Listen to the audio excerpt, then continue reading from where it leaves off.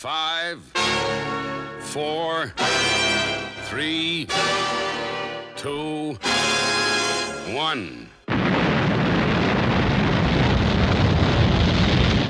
Thunderbirds are go.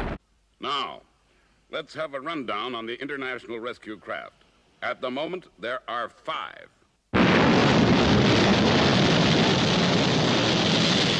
Thunderbird 1. Fleet, first and fast. Hello and welcome to another video.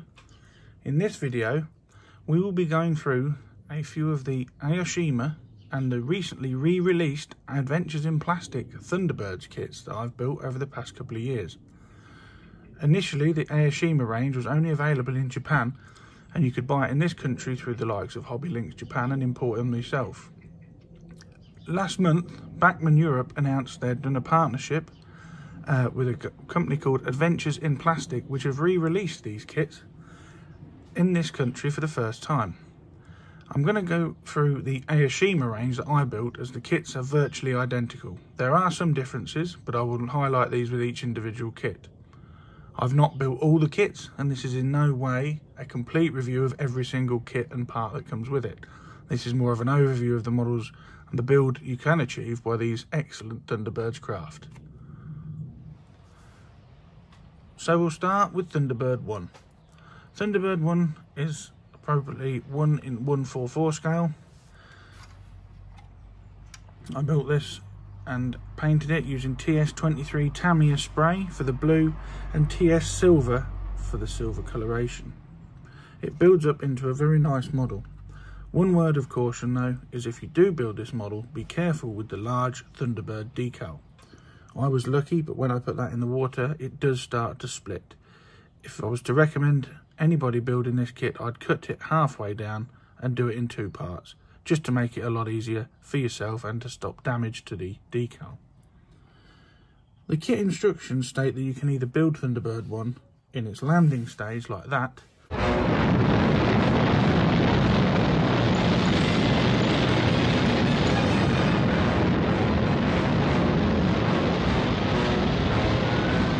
or in flight mode with its wings in as such. The wings are built so they can move with a simple cog mechanism inside.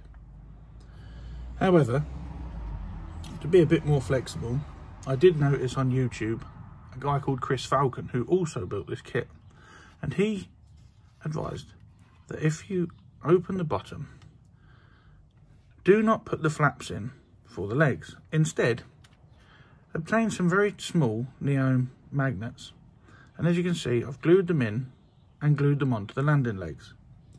That allows you to, when you fit the right way around, make the legs removable. So you can either have Thunderbird 1 in its landing pose, like that, or in its flight mode. Gives a bit more flexibility to the kit, so you don't have to have it one way or the other. One word of note for the legs: the kit comes with either skids, as you can see here, which was more common in the TV series, or wheels, which was seen in the pilot episode Trapped in the Sky, and various other episodes when they used stock footage of Thunderbird 1. Having the magnets on the legs makes it very flexible, so I can either have it like that, as I said, or you can put it into flight mode. And once it's in flight mode, you cannot see the fact you haven't put the wing flaps on. So that's Thunderbird 1, as released by AIP and Aoshima. Any comments, please leave below, but I'm rather pleased with the model.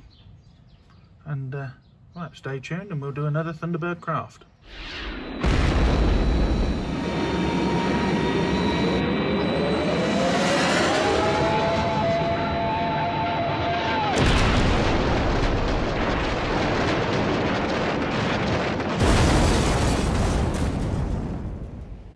Thunderbirds are go. Thunderbird 2, giant transporter, carries all the rescue gear to the danger zone. Right, Thunderbird 2. As you can see, Thunderbird 2 is still in its box. I've not built this, and I've only just recently purchased the AIP version to complete the set. The reason being is to go with the previously seen Thunderbird 1, I actually built the Model Space Thunderbird 2, which is the same scale at 1:144. I've not included that in this video as it's not the same company, and it really deserves a video in its own right because it comes with all of the pod vehicles, it lifts up and down and has sound. I intend to do a separate video for that model, which will come up on the channel later on this year. Right, let's have a look inside the AIP box for Thunderbird 2. The box artwork for these AIP versions is an old 1960s telescreen with the craft on screen. I will show you later the detailed artwork that was on the Aoshima model boxes, which led to many people, including myself, collecting the box just for its artwork. Anyway, Thunderbird 2. You get a nice sheet of instructions, pretty simple to follow. Comes with Pod 4, Thunderbird 4, but also comes with the excavator from Martian Invasion. That wasn't carried in Pod 4, but you have decals so that you don't have to have Pod 4. The kit is moulded in green plastic, but I will be repainting this as I don't like the plastic finish. The cockpit is one moulding that will require assembly. Most of the pod parts, jets, parts of the excavator are all on there. The pod top, arms, and then a separate sprue for a very small Thunderbird 4. You also get a sheet of decals which allows you to number the pod for any one of the 6, and you get extra decals there, Thunderbird 4 and the elevator cards which come with the Fireflash kit. You also get a nice AIP sticker should you be into collecting stickers. One modification I am going to do with this kit, the instructions say not to glue the pod or the legs in place. However, the pod will need to be held up if I want it in flight mode on display. So using the same magnets as you saw on Thunderbird 1, I'm going to use magnets on this. I'm going to include some in the pod and also in the bulkhead of the main Thunderbird. That should hold the pod steady whilst it's on display, but also allow easy removal should I want it with its legs open. I might include it, might do the build as part of the video and see how that experiment goes. But it's a very nice looking kit. I've not built it yet, as I said. It looks like it should go together relatively well. And as you can see here was what I meant. The legs push in, which will be staying, but they'll include magnets in the pod and in the bulkheads so that the Thunderbird 2 can carry its own pod and be displayed in flight mode. So that's very short for Thunderbird 2, as I said, as I've not built it. But I will include a video shortly on the channel of the Model Space version, which is colossal compared to that. It is almost studio scale, and as I said, it comes with the majority of the pod vehicles. But more on that next time.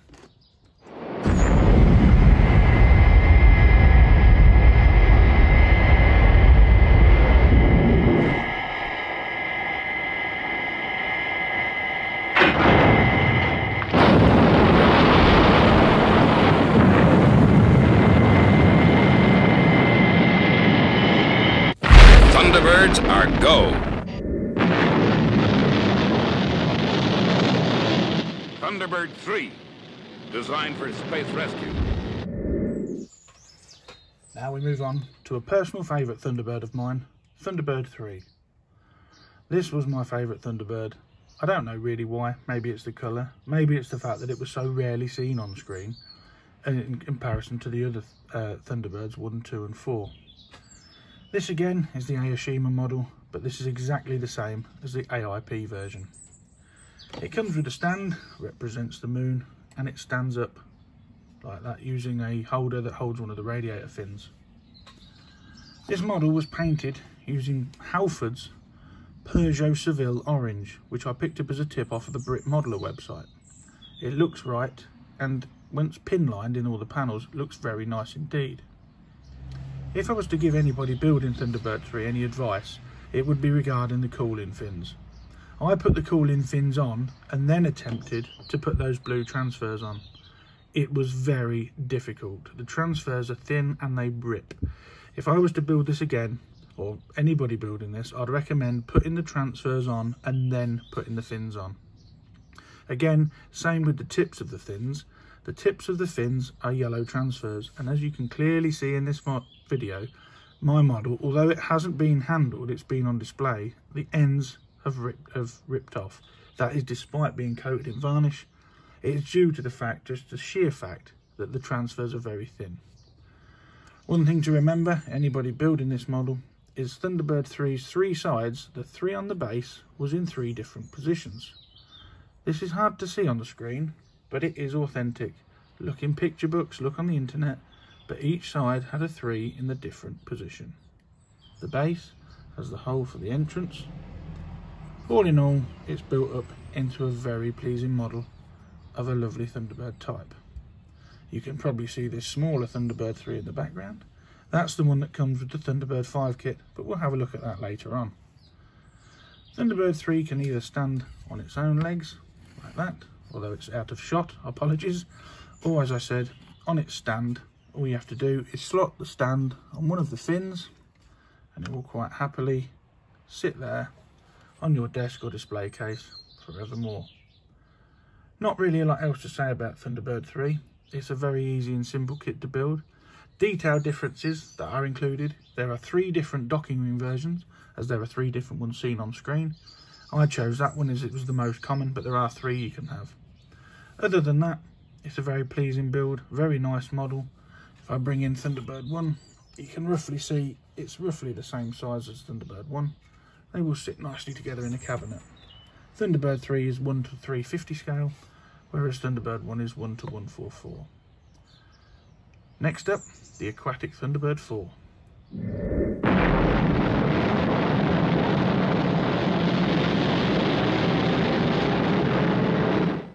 Thunderbirds are go. Thunderbird 4.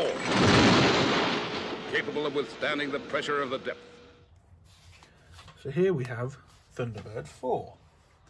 Thunderbird 4 is a complex model really for a plastic kit. The build itself is quite easy, but there's a lot of mechanism inside. First, I'll put Thunderbird 4 to the side for a moment and start with the base that's included. A plastic vacuum form moulding. This was painted dry brushed with Tamiya, buff, tan and greys. The lichen you can see was included in the kit. I am not 100% sure if that's included in the AIP version. And then it was coated with PVA and building sand was added, just to give it the bottom of the sea feel. The stand that comes with the model is a brass rod. I have changed that to a clear acrylic rod, just to give it a bit more, it makes it look a bit better when it's on display, because the brass rod really did detract from the model. Right, Thunderbird 4, the submarine and the smallest of the Thunderbird craft. Easy model to build. It has internal electrics and a switch, as there is a light on the front. Not a very bright light, but it's still there nonetheless. There is a battery compartment in the back. You simply slide this off.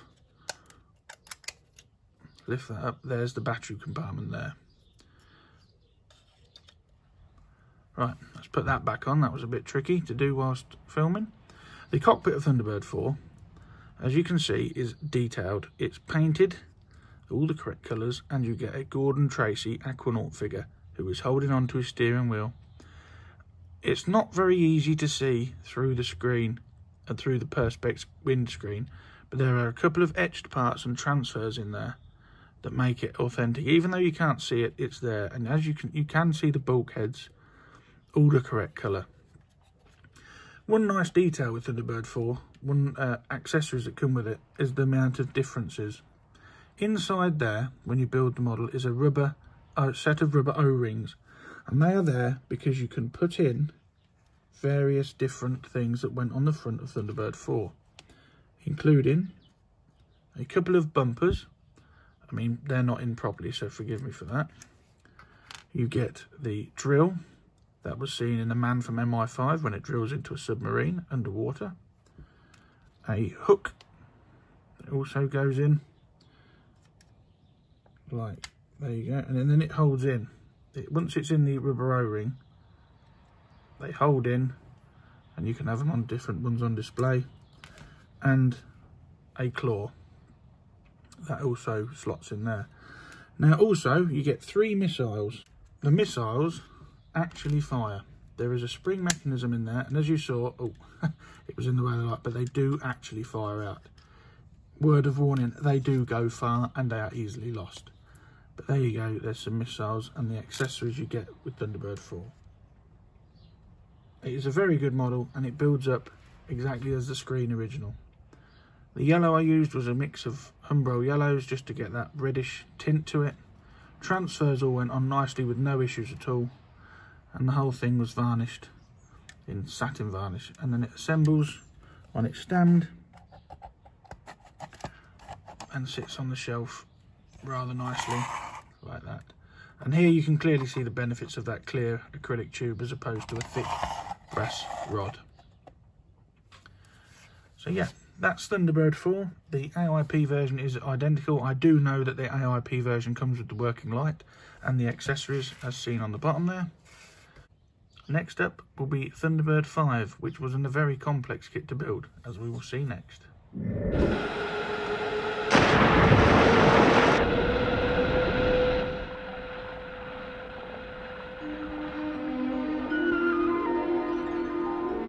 Thunderbirds are go. Thunderbird 5, Space Monitor, capable of receiving or intercepting distress calls from any part of the world.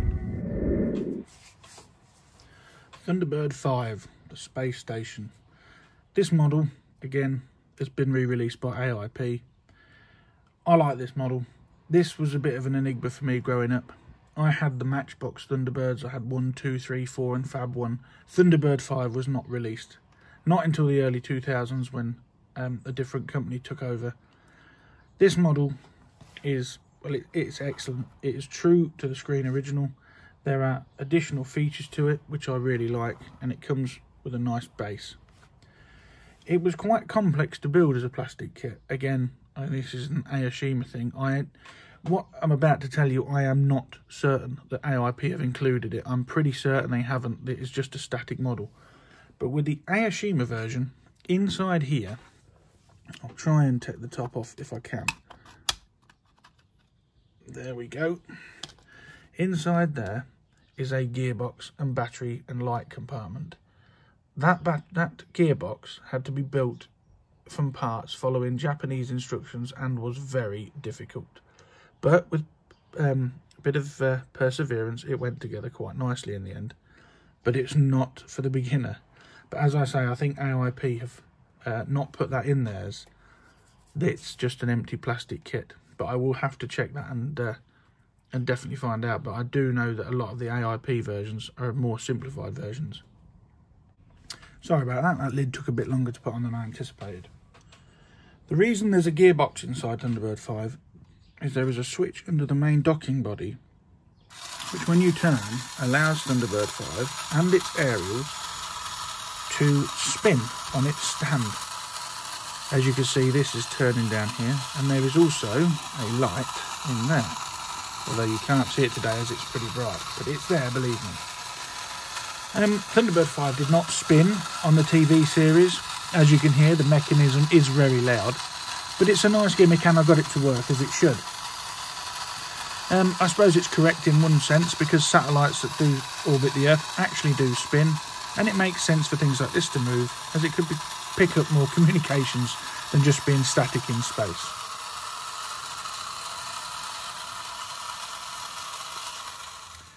The kit comes with a base similar to that Thunderbird 3, but this time it features the Earth. I've painted that to try and simulate being high up above Earth in orbit with clouds and ground cover below. One other craft that came with the Thunderbird 5 kit is Thunderbird 3. This is a small Thunderbird 3, but again comes with all the decals needed to make it look good. The base I modified into the domed version, as was seen on the bigger Thunderbird 3 earlier on. That's because as it comes in the kit, the base of Thunderbird 3 actually was level with the rockets to allow it to be stuck to the base using a magnet.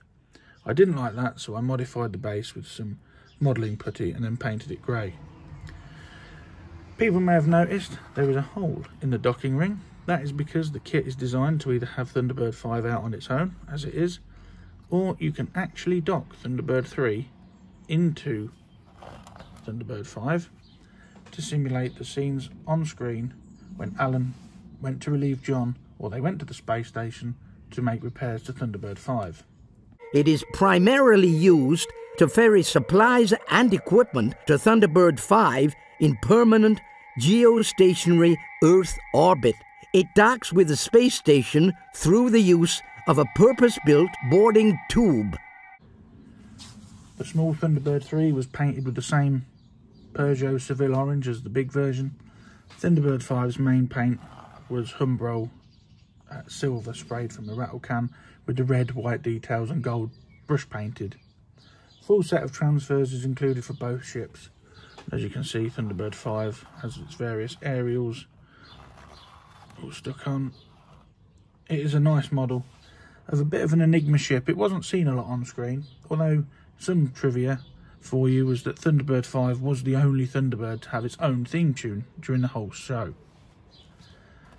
Again, the AIP version is exactly as this, but without the rotating gearbox inside. It is just an empty shell, I'm led to believe. So yeah, that's Thunderbird 5. I hope you enjoy it. Next up will be the world famous pink Rolls Royce Fab 1, which is built to 1/32 scale. Thunderbirds are go. He's got a good start on us, lady. Yes, I can see him down below. There we go. This is the Rolls Royce plastic model kit. This is exactly as AIP have released it and exactly as Aoshima released it. This is a nice model. Very good. Rubber tyres, clear canopy so you can see interior, metal aerials, and it comes with etched parts, as you can see, maybe in there, with a speedometer. That's all etched parts in there. We'll start with the basics of the kit. Very, very simple construction. There's not many parts of this kit at all. What takes the time after you've painted it, by the way, I used a Tamiya pink for this. I found it was almost a spot on match. Finding pink paint proved troublesome. Humbrol pink was just not good enough. But this was Tamiya pink. It came in a pot and I airbrushed it on. The most difficult part of the kit is the silver trim. All this silver trim on the side and around the canopy is self-adhesive, and it goes on well, but you have to take your time. It's not easy to apply. Looking at the underside of the model features working steering for both sets of front wheels, so you can pose it however you want. It comes with chromed bumpers and the gun in the front. You can have it with guns out the lights, but I decided just to put the light lenses in. Same with the back, Fab 1 number plates. The interior I painted and pinstriped the seats as per was seen on the screen. That was all done before the canopy was fixed in place. One tip I will give anybody who's building Fab 1, and this applies to Thunderbird 4 as well, if you're affixing the canopy on, don't use glue. Use acrylic satin varnish. It acts like a glue, it dries clear and won't affect your paintwork, and as you can see it is strong. If you get any on the paintwork, it just dries as it's got a coat of satin varnish on it anyway. It's a very good model, a very large model of Fab 1, goes on the display cabinet very nicely. The AIP version is exactly the same. It comes with all the chrome parts. There was a set of etched number plates, but I chose the black and white ones as that's what Fab 1 had on when it was on screen.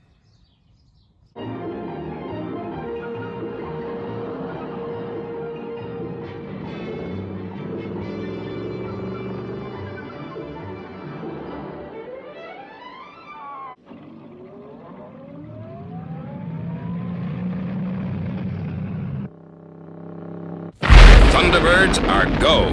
And I'm telling you, Brains, in no uncertain terms, that we now need a Thunderbird 6. Thunderbird 6, a de Havilland Tiger Moth. I've got a tiger in my tank.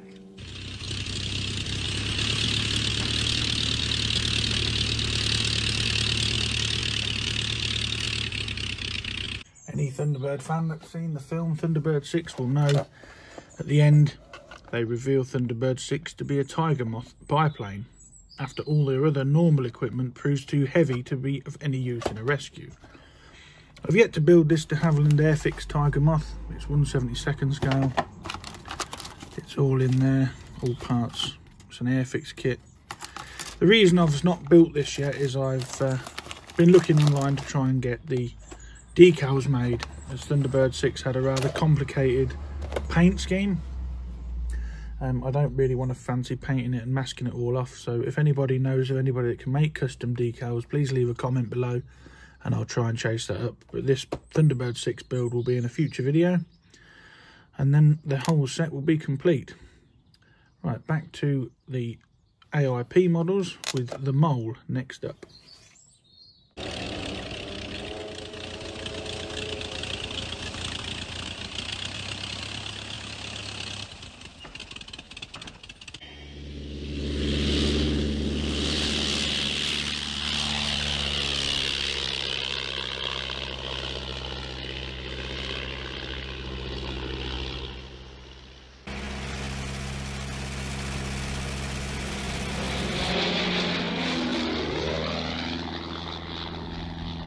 Thunderbirds are go. This model now is the Mole. The Mole was one of the iconic rescue vehicles from the Thunderbird series, first seen in Pit of Peril.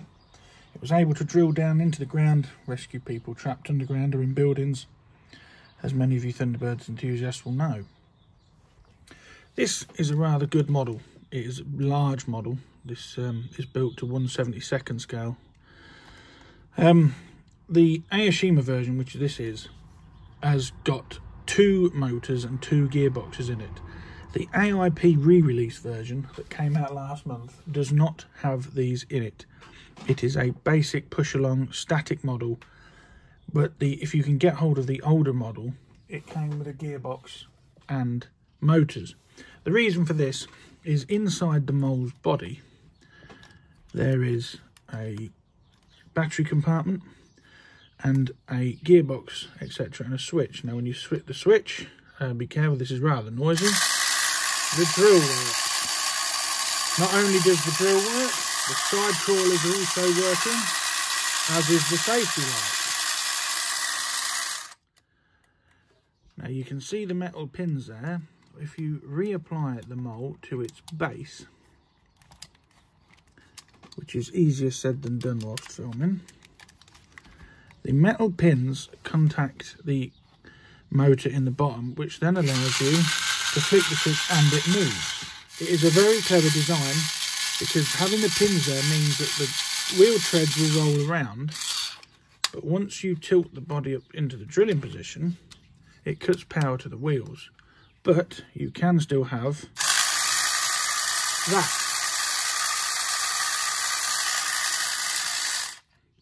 That is a very noisy model indeed.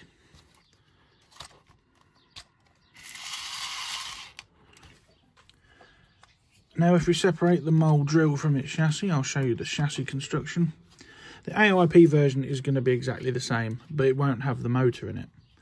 This was painted a deep blue. I've seen various pictures, various images, and on telly it was either dark blue or grey. I settled for the dark blue as it's very pleasing. Tilts up on a hinge at the front with a dummy cam underneath and is poseable. And as you saw before, the chassis actually works, whereas the AIP version is just push along. There's a lot to build in this model. The tracks themselves are rubber bands, and each individual track tread has to be glued on the rubber band. It is very time consuming, and I would recommend that you paint the treads before assembly. It is a lot easier just to touch the edges in rather than try and paint the whole thing when it's been assembled. The main body of the Mole includes a chrome tip, chrome drilling piece and transfers. Now you'll notice on the other side there are very few transfers. That is because on screen you only ever saw the Mole from this side, and that's how they've released the kit, so that you only get the Legend Mole, hard hats required, etc. on this side.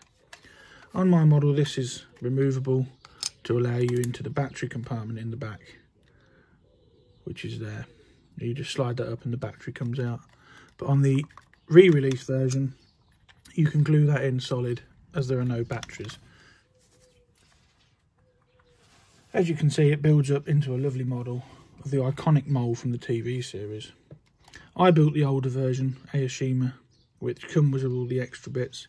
The AIP version unfortunately doesn't come with the moving parts, but is still a worthy model to have on display as it is. The yellow on the mole is slightly different to the yellow on Thunderbird 4. It is slightly lighter colour. It's a good match to the television colour. All in all, well worth the money, well worth the effort to build it, and it sits on the shelf nice. 1 in 72nd scale. It is a truly giant model and has quite a bit of play value, even without the moving parts.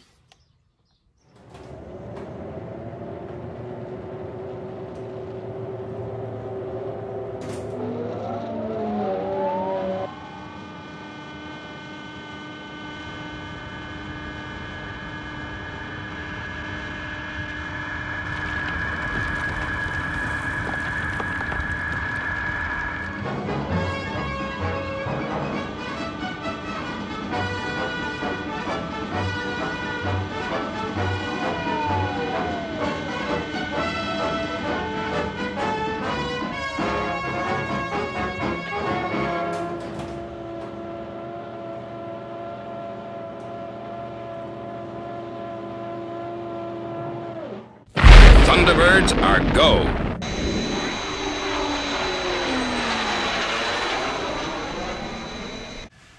Now this is a model which is a personal favourite of mine. In fact, it's so good I've built it twice. This is of course the iconic airliner from the very first episode, Trapped in the Sky, the atomic airliner Fireflash.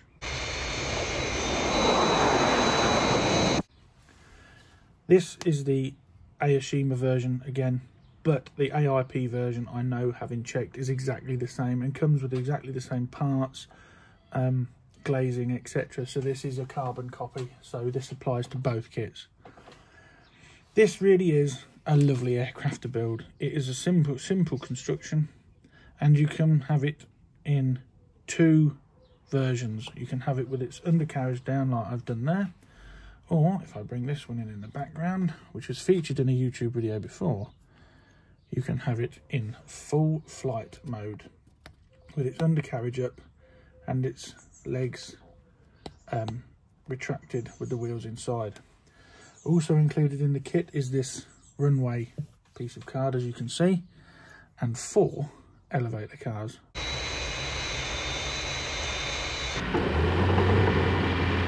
They are very small, but they are easy to build, and the decal sheet we saw earlier is there. You can see that came with Thunderbird 4. The Fireflash model, the most difficult part on the build was masking up the windows in the wings and the cockpit. Now, a lot of people I know online have built fake lounges in the wings. I'm not that good at scratch building, to be honest, and I wouldn't want to ruin it. But as on the display case, it does sit nicely like that.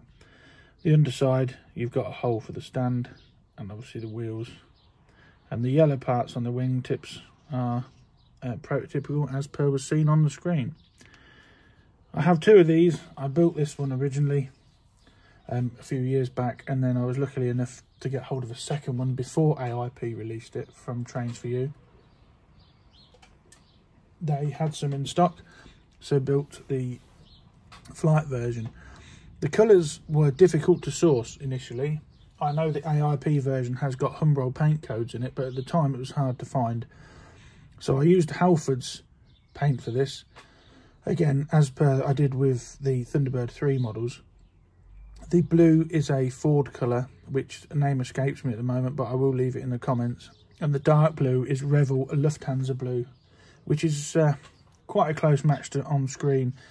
On screen, the light blue looks a lot lighter than the models, but the models do look spectacular painted in that colour scheme. One word of warning to anybody out there that builds the Fireflash: unless AIP have been told and changed the details and the artwork for the transfers, the white lining that goes round the blue coloration, that is too short. You can use paint to touch it up, or if you're careful, you've got just about enough. You have to trim off, I think, one from underneath, like the wings there. If you use some offcuts, you can blend in. I mean, I don't know how well the camera will pick it up, but you can see there, just above the I and the N, there is a link. There's a link piece where the transfers were done too short. Fireflash was an iconic vehicle from Thunderbirds. It was one of the only non-Thunderbird craft to make it into the ending credits. Because Trapped in the Sky is on the telly more than any other episode, Fireflash is one of those aircraft that even people that do not like Thunderbirds know what it is. It is a very futuristic design. Even now, over 50 years since it premiered on telly, it still looks futuristic, and it makes for a beautiful model. As you can see, it has its presence even low down, and the stand allows the flight mode version, as you can see, with the elevator cars underneath, or you can pose it with the elevator resting on the elevator cars, which I shall show you next.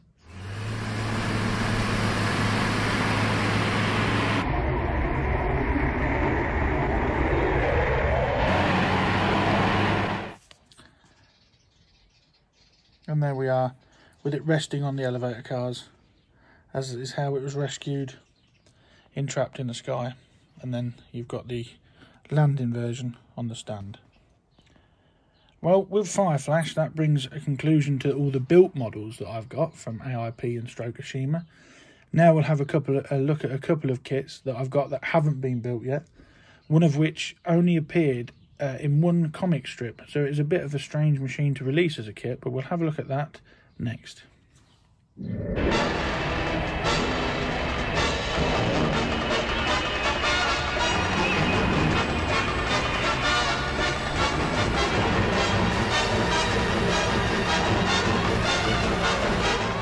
Fireflash from Thunderbird 2. Cut engines. Thunderbirds are go. Right, here we have a kit labelled from Aoshima as the Excavator. The next two kits you're going to see, which I haven't built, these are only available through Aoshima. I have been told on good authority that Aoshima are re-releasing all their Thunderbird kits this year, towards August, September time, so you may have to wait till then to get one. Although I do know if anybody wants this particular kit, at the time of filming, there is one left in stock at Trains for You in Peterborough. I do know that because I saw it last week. AIP have not released this or the recovery vehicle from Pit of Peril as of yet. They may do in the future. Now this may look a bit strange, and Thunderbirds fans may really think, well, that's not an actual Thunderbird craft. What on earth is it? Well, if you are lucky enough to have a copy of the 1966 Thunderbirds Annual, in here is a story with the hood, and it makes its only appearance there, page 65, and then it goes along and it's seen in various pictures. That is the only reference I can find to this machine. And there it is again at the top and down here. I cannot find this machine referenced anywhere else. It is strange that Aoshima have released this kit, considering it was only in an annual that was produced nearly 50 years ago. However, it is a good kit. I have seen them built. I've not built mine yet. But another thing that comes with this, as you can see up there, is a pilot set. So if we have a look inside this rather bulky box, we get the instructions, which are all in Japanese, and some other Aoshima products that I'll remove. Right, inside, as well as the excavator, are these. These are small pilot sets, which include, just in there, each pilot's Thunderbird vehicle. I had these as a child, but I didn't think they were produced anymore, but obviously Aoshima have included them in this kit. and I think it's excellent. These will be built eventually, and the nice postcard with the brilliant artwork comes with each one. A Thunderbird 5. Thunderbird 3 with the roundhouse, and Thunderbird 4 with Gordon.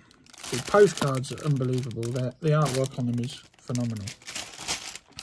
The main kit is quite large, but again with the Japanese kit you can see I've got to build a gearbox and the tyres because this machine actually works. It will go forward and backwards like the Mole, and then you've got your canopy and transfers in there. It looks like I'm going to have to source a motor for it, but that's not a problem. But as you can see, all the parts in there to make it move. If anybody's interested, leave a comment below and I'll do a build video to the best of my ability with that. Especially with these pilot kits, I've got to source the correct shade of blue to paint the pilots. And indeed, like there with Thunderbird 1 and the pool, I'm going to have to paint all the ships again for display. I will soon have to buy a new display cabinet as I'm fast running out of room with these Thunderbird kits. On the box there is actually a photograph of the pilot models and the excavator itself. Now the excavator, to me, that dark coloured blue is very similar to the blue on the Mole, so I shall probably use the same paint as I have quite a bit left over. So yeah, that's the excavator and pilot set. Like I said, it's becoming hard to find because AIP have not re-released this, and Aoshima at the moment are not selling it. Trains for You in Peterborough does have one left in stock. I do know that, so if you want it, be quick. It retails about £60, I think, but with all the pilot set and the excavator and the motor and the gearbox, sorry, that you get with it, it is good value for money.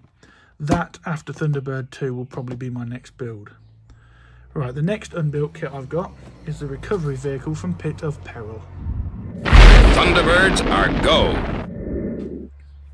And here we have the recovery vehicle kit, or magnetic tractor as they've called it from Japan.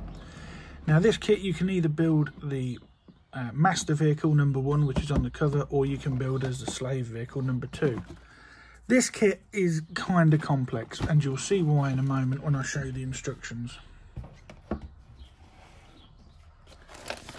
This instructions, again, same as the excavator, I will just point out, this isn't available from AIP at the moment. This is only available through Aoshima. It's out of stock in most places because it is getting quite scarce, but Aoshima are reissuing some of their kits later this year. I said it was complex, and the reason being is the magnetic firing arms, according to the instructions, actually work. And you have to build up the mechanisms, add the thread, and then not only that, when you get to the chassis, if I don't skip too many pages, you see the chassis has a motor and gearbox in it similar to that of the Mole, and there are instructions and photographs there on how to get that to work. How successful that will be, I am not sure. I'm not sure whether or not the firing magnets are a gimmick. I'm not sure if they'll work properly, but we'll give it a go. I managed to get Thunderbird 5 and the Mole working, so hopefully we'll get somewhere with it. But again, like the other kit, all moulded in plastic. There is a basic representation of the colour. This will probably be painted the same colour as Thunderbird 3, as the oranges are not too dissimilar. And I can't imagine them using too many different shades when they were doing this in the studios at Slough when they made the actual Thunderbirds. Going through the box, there's a lot of parts of this model, and a lot of was, and as I said, transfers to include either the master or slave vehicle. And again, I mentioned with the Mole that you had to glue each tread on individually. Well, there you can see the same treads on the same chassis, so each one has to be glued on the bands individually. The best way I found of doing that was super glue. That really does hold the rubber strong. The Mole is 18 months old now, has been played with by the children running up and down, and has even ran in the garden, and they're still set firm. Interestingly enough, this kit actually comes with a motor. You can see that in there, whereas the excavator didn't. But again, they are all gearbox parts. Some of them are really small. It's going to take some building, and again there's another bag of metal parts to make it work. I've got no doubt it will be an interesting kit to build. Looking at it, it could be quite frustrating to build. I'm not sure. But if anybody's interested, leave a comment and I'll do a build video of building these two as and when I get round to it. Right, that is about it for this video, for the AIP stroke Ashima Thunderbirds kits. I did mention earlier about the box artwork on some of the Ashima models, and we'll have a look at that now, and then I'll give you an overview of all the models together on the workbench.